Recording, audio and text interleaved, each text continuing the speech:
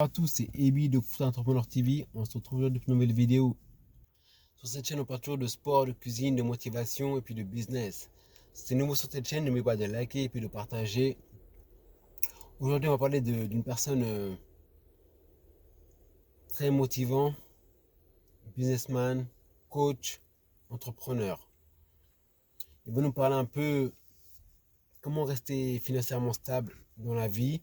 Je pense que pas mal de gens désiraient être stables financièrement dans leur projet, dans leur vie pour pouvoir profiter, que ce soit de leur famille ou pouvoir voyager plus, enfin, faire ce qu'ils ont envie de faire dans leur vie. Et si on n'est pas financièrement stable, c'est un peu difficile à gérer. Donc, Ricardo Kanyama va nous expliquer un peu dans cette vidéo comment procéder par rapport à son expérience. Je pense que c'est très intéressant d'en débattre.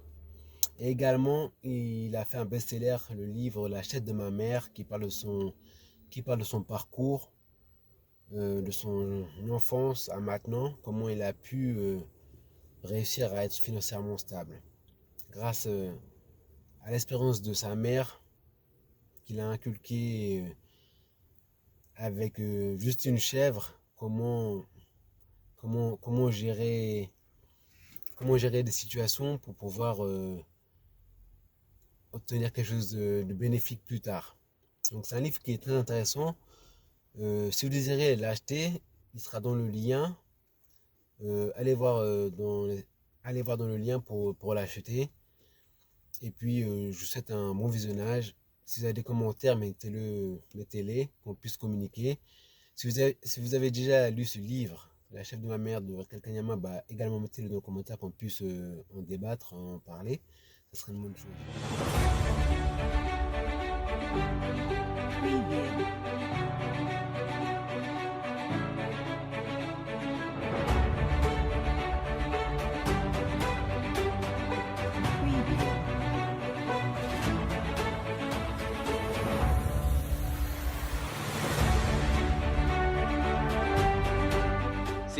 Ça pleut tellement que je ne sais pas citer les noms et je ne sais pas si Eric va nous aider, mais c'est vraiment, vraiment, vraiment beaucoup déjà. On sent que ça valait la peine de réserver une soirée avec la communauté des Kunta à travers le monde. Merci beaucoup, merci, merci, merci, merci, merci, merci. Je vois vraiment que vous êtes réveillés, que vous êtes des vrais Kunta, pas les Kunta qui combattent un peu aujourd'hui et vont s'endormir, mais vous êtes des vrais Kunta qui est en train de se battre. Merci surtout à Eric et les bureaux pour m'avoir harcelé, coach, il faut faire quelque chose pour la communauté. Parfois, si j'ai besoin de ça, parce que j'ai plusieurs priorités, je ne sais pas parfois qu'est-ce qu'il faut, mais quand il y a un projet Marcel comme ça, je suis obligé de trouver le temps pour cela. À un moment, j'étais occupé, même les gens de Yedissa, les gens de Académie Junior, les gens de Vision, c'était difficile de m'avoir parce que je devais absolument finir certaines choses. Vous savez, le monde est en train de subir des grandes transformations et ça demande à tous les hommes d'affaires de pouvoir s'adapter, de pouvoir prendre des virages. Sinon, vous vous retrouvez en dehors du marché et ça sera terrible. Donc, voilà le comptage. Je suis heureux de vous rencontrer, comme toujours. Pour ceux qui nous ont rejoints pour la première fois, je suis le coach Ricardo Kanyama. Je suis donc le promoteur de la vision, la chèvre, de la communauté des Kunta. Ça veut dire ceux qui, vous savez, lorsqu'on est pauvre ou lorsqu'on est dans des situations de pauvreté comme les Africains et l'Afrique, en général, les gens se résignent. Il y a la résignation, il y a l'acceptation, on croit à la fatalité, ou certains croient que bon, il y aura une force qui viendra changer notre situation. Mais ici, nous nous disons non, nous nous inspirons des Kunta Kinte. C'est à nous de nous réveiller d'abord. C'est à nous de nous battre. Et ce n'est pas un combat d'un jour. D'ailleurs, c'est ça que je vais dire aujourd'hui. Le combat, ce n'est pas d'un jour. Il y a des combats qui nécessitent beaucoup de temps avant de pouvoir avoir des résultats. Kunta, je veux que vous soyez des Kunta, que vous vous battez pendant longtemps. Regardez, l'histoire de sortie de la pauvreté là où tu es là, C'est peut-être pas quelque chose qui se fera en une année, peut-être pas en 2 ans, peut-être pas en 3 ans. Mais si tu commences à les faire avec détermination, tu finiras par y arriver. C'est ce que j'ai dit aux communautés des Africains. Donc, nous sommes des gens mobilisés. Nous savons que nous devons nous battre. Nous devons tenter d'agir. Nous devons tenter de faire autre chose que ce confort que nous a dit emploi et consommation. Il n'y a pas qu'emploi et consommation. Il y a la consommation intelligente, ça veut dire la philosophie de la chef de ma mère, le capital, l'investissement, c'est ça le chemin qui amène à l'indépendance financière. Donc, bienvenue une fois de plus.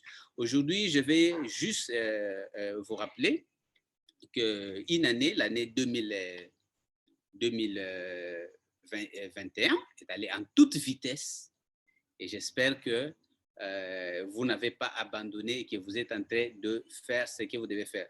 Mais je vais commencer par une histoire pour vous montrer pourquoi nous devons nous battre. Pourquoi nous devons nous battre. Alors, Eric, si tu peux éteindre un peu ton micro, peut-être, je ne sais pas si ça fait l'interférence avec ton caméra, avec la communauté. Voilà, merci beaucoup. Si vous avez des soucis, vous pouvez toujours écrire les comptes et je vais tenter d'améliorer. Oui, c'est bon. Voilà. Je vous parle d'une petite histoire que j'ai vécue au cours de cette semaine. Hein, 2 petites histoires, juste pour commencer, pour vous montrer pourquoi il est important de se réveiller et de se battre. Je suis allé dans une administration, je devais faire quelques formalités. Et là, j'ai trouvé quelqu'un qui a un peu l'âge de mon père, donc quelqu'un qui est dans la soixantaine, 65. Vous savez, ce genre de personnes, quand tu as un problème qui te dépasse, tu commences à parler à tout le monde. Tu commences à parler à tout le monde de tes problèmes. Alors, j'arrive, j'ai vu que le monsieur, il était fâché, il commençait à parler. Je lui ai posé la question, j'ai dit, mais parce qu'il était sur la table de la réception. Il m'a dit, non, c'est pas moi, ce sont des jeunes, les jeunes, ils vont venir. Maintenant, vous êtes en train de nous foutre dehors. Vous voulez que nous puissions aller mourir d'AVC. Alors, je dis, mais c'est quoi encore cette histoire ici? Alors, il explique, il dit non, on veut que nous puissions prendre des retraites pour aller nous reposer et aller mourir des AVC. Alors, moi, je lui ai dit, mais non, mais la retraite, c'est une bonne chose, vous ne voulez pas vous reposer? Alors, il me regarde, il dit, c'est reposer? Alors, il faut se reposer à 50 ou à 60 ans. J'ai dit, oui, mais on ne travaille pas toute la vie, il faut se reposer. Il me regarde, j'ai dit, non, moi, je pense que c'est une bonne chose. Monsieur a travaillé, monsieur doit aller se reposer. Alors, il me regardait comme un extraterrestre. Alors, j'ai compris, le vrai problème, c'est quoi? Le vrai problème, ce n'est pas la retraite. Le vrai problème, c'est que les gens ont fait qu'il a fait 35 ans de carrière. Il n'avait jamais pris le temps de se créer une autre alternative à part son emploi. Donc, vous savez, c'est cette génération qui est entrée dans la fonction publique avec l'idée de dire, voilà, j'entre dans la fonction publique, je suis stable, j'ai mon salaire assuré, je peux aller ne pas travailler, on va me payer, je peux m'absenter, j'arrive au travail, je cause du matin au soir, la vie est assurée. Mais ils ne savaient pas qu'ils vont payer ça un jour. Maintenant, on te dit, tu vas en retraite et tu te rebelles. Mais c'est la faute de qui tout le monde sait que si tu entres dans la fonction publique de certains pays, après 35 ans de service, tu peux aller en retraite ou 40 ans. Mais les gens, ils veulent rester 60 ans de service, non. C'est justement pour vous montrer que tôt ou tard, si vous refusez de faire le combat pour l'indépendance financière, vous risquerez de le payer. C'est là que je me suis dit, les Kunta, ce sont des gens qui sont conscients et qui ont choisi de se battre, de souffrir aujourd'hui, mais pour ne pas arriver à la situation où se retrouve le monsieur là. Ils sont nombreux, parce que c'est cette génération qui a commencé à travailler depuis les indépendances, ils sont en train de prendre les retraites et nombreux, ils n'étaient pas préparés. Certains même n'avaient pas des activités positives comme la lecture, la réflexion, donc ils étaient devenus des automates pour faire les mêmes choses. Et maintenant, quand on lui demande que cette chose a fait plus de faire, les gens, certains sont en train de faire des AVC.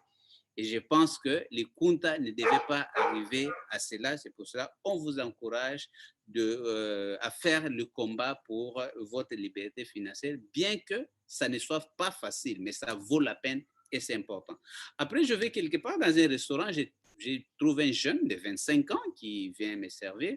Je lui pose la question, je dis, mais mon ami, dis-moi un peu, est-ce que tu aimerais te retrouver à 60 ans à retraite sans rien et dans la pauvreté? Voilà, il me regarde, il dit oui, mais non, je ne peux pas. Je dis alors, mais qu'est-ce que tu fais? Qu'est-ce que tu fais pour ne pas te retrouver dans la pauvreté à 60 ans? Il dit oui, oui, en fait, bon, mais c'est le travail du gouvernement. J'ai dit, tu es sûr, c'est le travail du gouvernement? Il dit, bon, il y a la sécurité sociale. J'ai dit, mais tu penses que la sécurité sociale que tu es en train de payer là, ça sera suffisant pour te prendre en charge?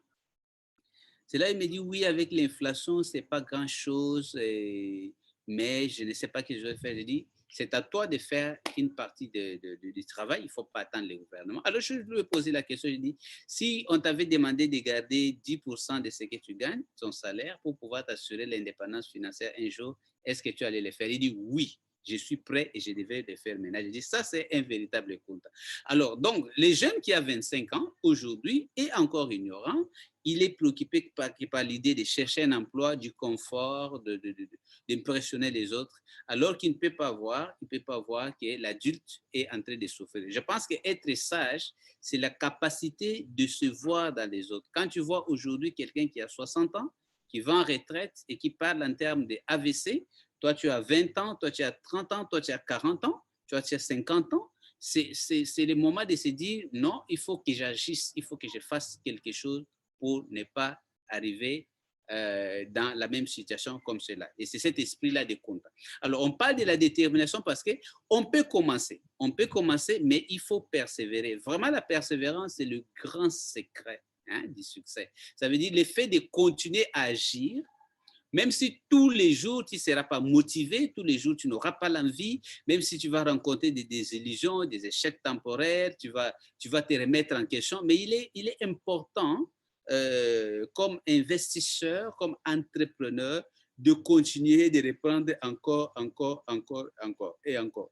Parce que finalement, rien ne résiste, rien ne résiste devant la personne qui est déterminée. Rien ne résiste indéfiniment. D'ailleurs, aujourd'hui, le monde a vu, vous êtes en train de suivre les actualités, vous avez vu que, je prends l'exemple des talibans. Vous savez que les États-Unis et toute l'alliance occidentale, ils ont toute la puissance militaire plus développée.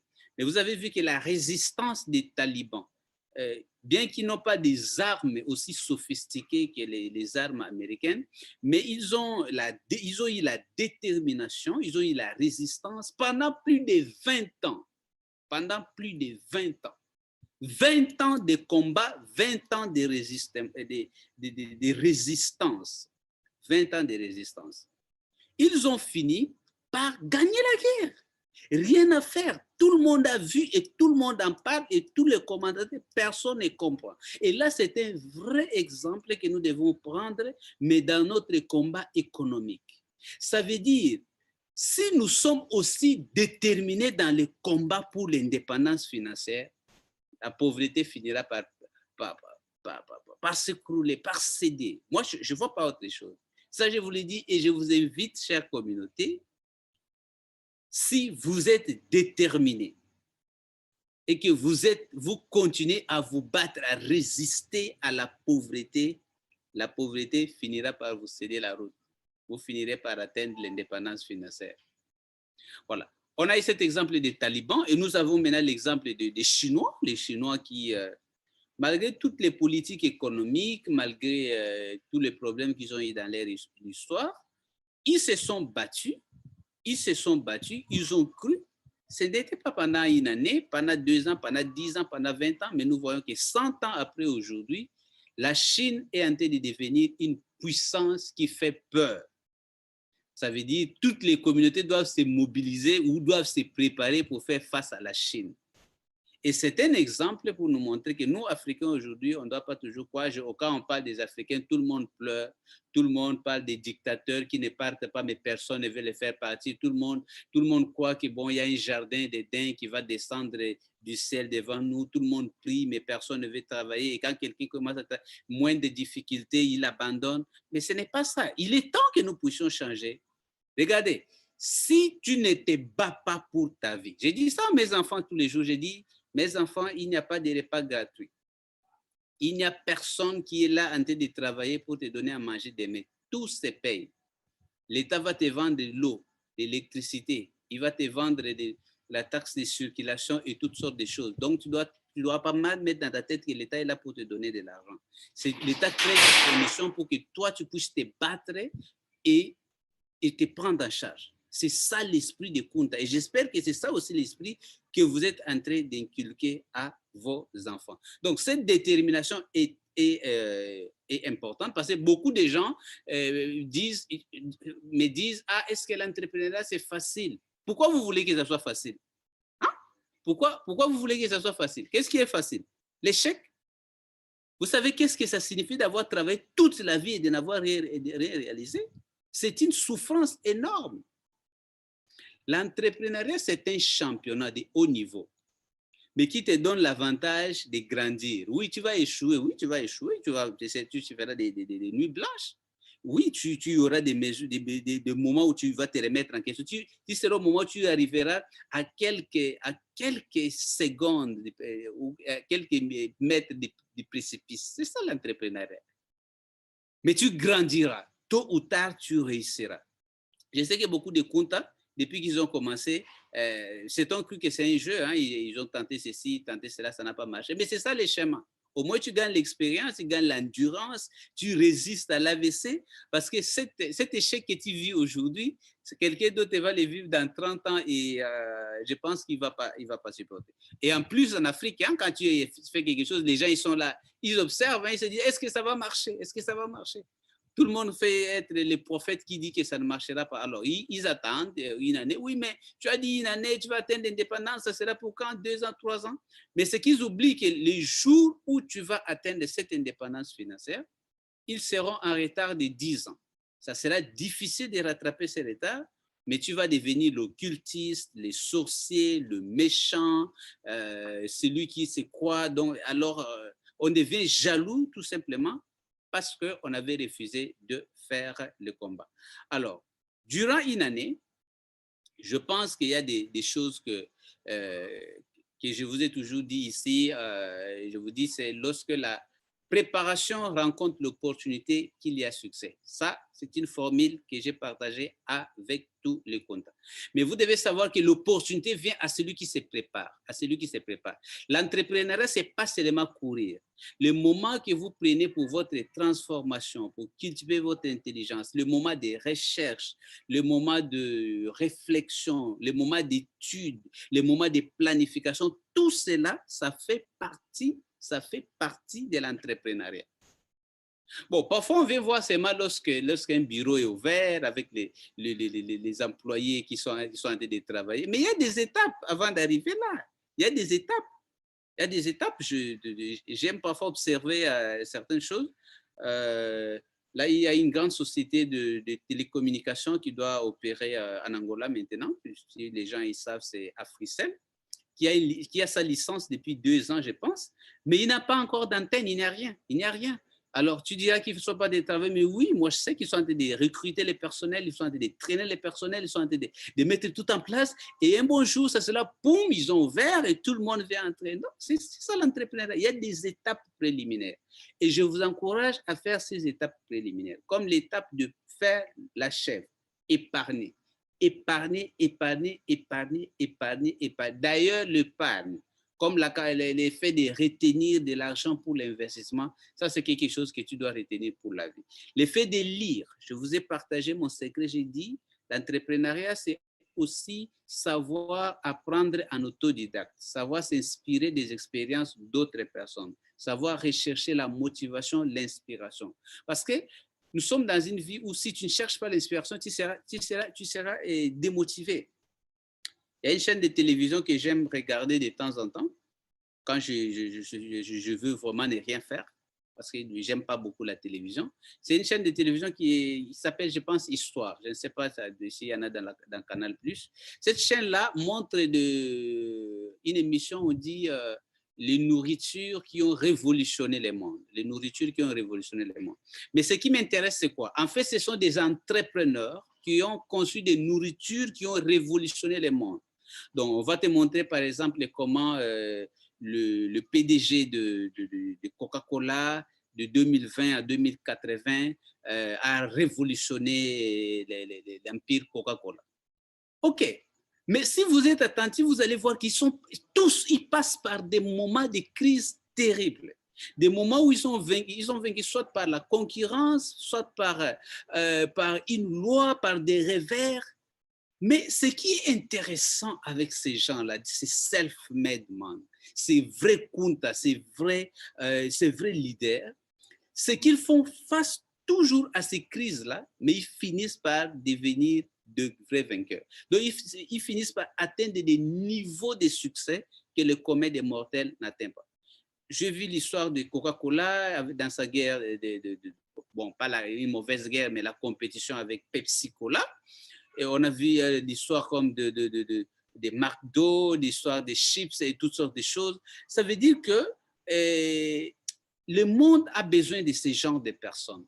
Ces personnes visionnaires, ces personnes qui n'ont pas peur d'amener les changements et surtout ces personnes qui ont la détermination d'affronter la vie au lieu de subir la vie. Alors, des émissions comme ça, lorsque tu es découragé, lorsque tu es prêt à désister, lorsque tu veux tout abandonner, peuvent te donner le regain d'énergie. Voilà. Mais c'est toi à chercher ces genres de motivation, parce que sans motivation, ça sera l'abandon. Et dès que tu abandonnes, ça sera fini. Parfois, ça sera difficile de venir reprendre. Donc, je pense que, et j'ai toujours dit, un homme d'affaires, un entrepreneur, un futur riche, c'est d'abord un état d'esprit. Et ton état d'esprit, c'est un grand capital, c'est un grand potentiel. C'est ça qui t'aidera durant toute ta vie.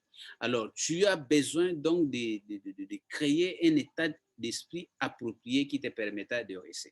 Sans oublier qu'un vrai homme d'affaires, c'est un stratège. Hein? Si tu n'as pas fait les plans, comment tu vas gérer les 5 ans ici? Nous avons commencé en 2020, nous sommes en 2021, 2022, 2023. Tu seras surpris qu'on arrive en 2030, tu n'as rien fait. Bon, ça ne doit pas être le cas de Kunta. Kunta, tu te bats, il faut continuer à te battre. Même s'il faut progresser 1 centimètre par jour, c'est tout ce qu'il faut. C'est tout ce qu'il faut dans un monde où les autres restent statiques. Si tu peux progresser 1 centimètre par jour, tu finiras par marquer la différence. Est-ce que les Kunta sont là? Vous êtes encore prêts à accepter de vous battre? Oui, oui, oui. Merci beaucoup. Je vois que vous voulez faire le combat. Donc, tout le temps, il n'y aura pas quelqu'un qui sera derrière toi pour venir t'encourager. Oui, de temps en temps, les coachs peuvent venir vous encourager. Mais vous savez, moi-même, les coachs, j'ai vu parfois des revers terribles. Mais je n'ai pas besoin que les gens m'encouragent. Je dois me motiver moi-même. J'ai dit, je suis Kunta, je dois rebondir. Kunta a rebondi plusieurs fois. Même lorsqu'on a coupé les pieds, il a rebondi. C'est un esprit. Donc, quand on est un esprit pour se battre, on doit se battre. On doit se battre. Mais on finira par avoir la victoire. Aujourd'hui, beaucoup de gens commencent à donner les témoignages. Ouais, les témoignages pleuvent. Tout le monde, les gens m'écrivent partout, déjà pour reconnaître qu'à partir de l'épargne, simple épargne d'investissement qu'ils sont en train de faire, les portes s'ouvrent. On a assez d'entrepreneurs qui sont en train d'entreprendre grâce à nos enseignements, nos coachings, nos leçons. Bien qu'ils ne sont pas encore devenus des grands multimillionnaires, mais ils sont en train d'avancer et ça m'encourage beaucoup. Vraiment, je rêve de voir toute une armée d'Africains de partout, hein, de la diaspora, du continent, de tous les pays, qui est comme ça une génération de créateurs, une génération de self-made men, des vrais Kunta qui peuvent créer les opportunités pour eux-mêmes et pour d'autres personnes. Non seulement cette génération des gens qui sont des problèmes pour qui on doit tout créer, on doit créer un emploi, on doit créer ceci. Oui, c'est confortable, mais je crois que l'Afrique n'a pas besoin beaucoup de cela. L'Afrique, aujourd'hui, a une jeunesse qui étudie, a une jeunesse qui a besoin de l'emploi. Donc, il a besoin qu'il y ait des leaders qui travaillent pour créer des emplois pour d'autres personnes. Et c'est le travail de Kunta, c'est le travail de cette vision. Vous savez la vérité, vous savez que nous avons le potentiel et le pouvoir pour réussir. Vous savez que si vous faites certaines actions et vous suivez certains principes qui sont des lois de cause à effet, ces mêmes lois qui ont aidé certains à réussir peuvent vous aider à vous aussi à réussir. Alors, nous tendons vers la fin de l'année. Ça sera dans quelques mois. C'est le temps parfois pour ceux qui étaient un peu distraits, qui étaient un peu déconcentrés, qui étaient un peu démotivés, de se réveiller. Je vous demande de vous réveiller. Réveillez-vous, commencez au moins à vous préparer pour avoir une année de puissance, l'année 2022. Ça se prépare maintenant. Ce n'est pas lorsqu'on arrive les 25, les 26, tu commences à dire, ah oui, mais 2022 arrive. Non, le 26 décembre, non, ça sera trop tard. Tu dois déjà commencer à partir de ce mois de septembre, à partir de ce mois d'octobre. Tu commences à faire le bilan de cette année. Est-ce que cette année, tu as lu suffisamment de livres? Est-ce que cette année, tu as fait l'autosuggestion? Est-ce que cette année, tu es venu dans des conférences? Je remercie les ambassadeurs. Hein, merci les ambassadeurs pour l'honneur que vous m'avez fait. Vous êtes venus de partout à notre conférence d'Abidjan. Bon, je sais qu'au Gabon, ce n'était pas possible à cause des restrictions sanitaires, mais j'étais heureux de voir beaucoup d'ambassadeurs à Abidjan. Merci beaucoup d'abord à l'ambassadeur national de la Côte d'Ivoire et tous les ambassadeurs qui sont venus, l'ambassadeur de Ghana, des ambassadeurs qui sont venus de la Guinée, un peu de partout. C'est vraiment pour montrer que vous êtes mobilisés et que notre combat vaut la peine. Et j'espère que vous continuerez à rester mobilisés. Les ambassadeurs du Congo-Brazzaville et de Burkina Faso, si ça se confirme, mon programme est un peu compliqué ces derniers temps, mais je crois qu'à 60% de chances, je pourrais être là avec vous. Ça sera une très bonne opportunité. On a passé des bons moments avec des ambassadeurs du Gabon, l'ambassadrice Gladys et toute l'équipe qui était là. Et on voit que les gens commencent à se réveiller, donc le combat de Kunta doit continuer. Donc, certainement, nombreux vont passer par des stades où ils seront des auto-entrepreneurs. Auto-entrepreneurs, c'est un stade que j'appelle qui est difficile parce qu'à ce stade-là, tu dois faire beaucoup de choses toi-même. Tu seras peut-être les chauffeurs, les comptables, les livreurs, les producteurs, les responsables des ressources humaines. Ça veut dire que toi-même, tu dois faire beaucoup de choses. Tu dois apprendre aussi beaucoup de choses. Un entrepreneur ne peut pas apprendre une seule chose. Un entrepreneur, tout le temps, doit maîtriser beaucoup de choses. Beaucoup de choses, oui. Il faut que tu maîtrises plus de choses que le commun des mortels. Tu dois chercher de l'information. Tu dois maîtriser des outils qui te permettent de travailler vite. Tu n'auras pas toujours besoin d'un assistant. Tu dois maîtriser l'administration, tu dois maîtriser la communication, tu dois maîtriser un peu de gestion, un peu de comptabilité. C'est quoi le marketing? C'est quoi la vente? Soyez curieux. Aujourd'hui, avec l'Internet, on peut apprendre énormément. Et si tous les jours, tu apprends quelque chose pendant 30 minutes, c'est suffisant. Cher Kunta, c'est suffisant pour faire la différence. Pourquoi? Parce qu'à côté de vous, vous avez des gens qui sont sur WhatsApp, sur Facebook, sur YouTube, mais YouTube pour regarder des distractions, toutes sortes de choses qui n'amènent nulle part, mais rien que pour faire passer le temps. Si toi, tu fais ça pour des choses importantes, on finira par avoir de bons résultats, des résultats qui font la différence. Donc, je suis là juste pour vous encourager. Je souhaite et je rêve qu'il y ait vraiment des gens qui se réveillent partout et surtout des gens qui persévèrent. Que dans 2 ans, dans 3 ans, que le Kunta soit en train de persévérer afin qu'on puisse avoir vraiment de vrais résultats. Et ces temps de fin de l'année, essayez de bien le gérer, essayez de revenir à l'habitude de l'épargne, essayez de revenir à l'habitude de faire le plan, d'étudier, de faire des recherches pour vos projets. Tout cela contribue d'une manière ou d'une autre. Ce sont des tonnes d'heures. Peut-être on ne voit pas des résultats, mais tôt ou tard, vous allez voir que ça va vous donner de l'avantage dans vos business. Le monde est en train de vivre des transformations extraordinaires. Il y a des gens qui seront perdus pour toujours parce qu'il y a des secteurs qui ne reviendront plus jamais. Mais si vous êtes un vrai comptable, vous devez pouvoir vous adapter pour profiter de ces changements, parce que ce sont aussi des changements qui sont en train de créer des nouvelles opportunités pour des gens qui sont assez habiles, qui ont la capacité de bien analyser et de voir les nouvelles opportunités qui surgissent. Alors, de temps en temps, je vais demander au bureau d'inviter d'autres coachs. Hein.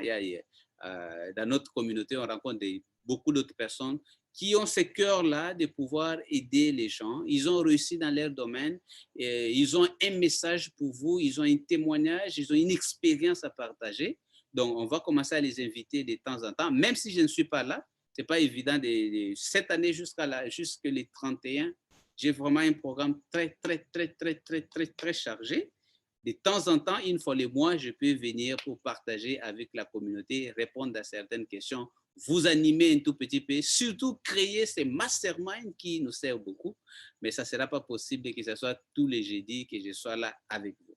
Donc, je suis vraiment content de me retrouver avec vous aujourd'hui, surtout d'avoir des questions que vous me posez et de savoir qu'il y a beaucoup de gens qui continuent à se battre. C'est très important. Je pense que même Dieu, il soutient ceux qui se battent. Quand on se bat pour une cause juste, comme la liberté financière, Dieu qui nous a créés pour être libres va te soutenir. Moi, je crois. Mais si tu restes là, les mains croisées, et que tu commences à prier du matin au soir, tu crois que quelqu'un d'autre viendra travailler à ta place. Donc, personne ne viendra travailler à ta place. Voilà, les chers Kunta, merci beaucoup pour le temps que vous m'avez accordé pour cette petite échange. Surtout, merci Eric d'avoir pris le temps et les efforts pour organiser ces échanges avec les Kunta. Je souhaite à chacun un bon combat jusqu'au bout, jusqu'au bout. Ce n'est pas le temps de résister, c'est le temps d'augmenter l'intensité. C'est le temps de rester motivé parce que tout le monde est passé par des moments où vous êtes... Malgré le fait que son éradication soit l'objectif numéro 1 des Nations Unies, l'échec a été total chez les Africains et surtout en Afrique subsaharienne. De ce constat d'échec, de la stratégie traditionnelle et conventionnelle de lutte contre ce mal, nous avons diagnostiqué un certain déficit qui constituera l'essentiel de notre combat. Nous avons découvert que le vrai ennemi qui maintient des milliers de personnes dans la pauvreté matérielle et financière s'appelle la pauvreté mentale et loge dans les têtes de gens pauvres. Comme un virus qui a attaqué le disque dur de l'ordinateur et affecte ses performances, la mentalité de pauvreté affecte les capacités d'un individu à agir de manière efficace pour sortir de la pauvreté. Cet ennemi n'a jamais été clairement identifié ni combattu.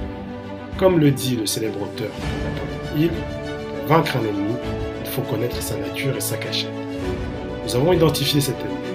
Il s'appelle mentalité de pauvreté. De plus, nous avons découvert sa cachette. Il se cache dans le mental de l'homme pauvre. Dès lors, notre combat est désormais de dénoncer cet ennemi, le traquer, le déloger des milliers de têtes de millions de personnes afin de leur restituer toutes leurs capacités pour travailler et vaincre la pauvreté et parvenir à l'indépendance financière. Nous, Vision la Chèvre, militons pour une nouvelle mentalité financière, comme préparation indispensable dans le combat contre le mal appelé pauvreté. Nous voulons sensibiliser les masses, les institutions, les gouvernements, ainsi que tous les acteurs impliqués dans la lutte contre la pauvreté, de l'importance de cette nouvelle mentalité financière. Nous désignons cette mentalité pour agir et sortir de la pauvreté sous le nom de mentalité de la chèvre, en se référant à la mentalité et la sagesse financière qu'avaient nos ancêtres avant l'arrivée de l'école occidentale. Force est de constater que cette mentalité est aujourd'hui uniquement présente au sein de la classe des riches du monde actuel. Par nouvelle mentalité financière, nous entendons une manière différente de penser, de saisir le monde, de prendre des décisions et d'agir dans la lutte pour sortir de la pauvreté. Elle peut contribuer au changement des habitudes de consommation appauvrissantes des masses. Notre combat, c'est un combat pour la prise de conscience, la transformation de l'homme et agir pour un monde meilleur. Le programme est ouvert à toute personne, quelle que soit son origine, son sexe ou ses opinions religieuses ou politiques, qui voudrait amener sa contribution dans l'éradication de la pauvreté, car la mobilisation de la masse sera une étape décisive vers la victoire. Alors, si vous souhaitez éradiquer cette mentalité de pauvreté, rejoignez-nous dans le programme Vision la chaîne.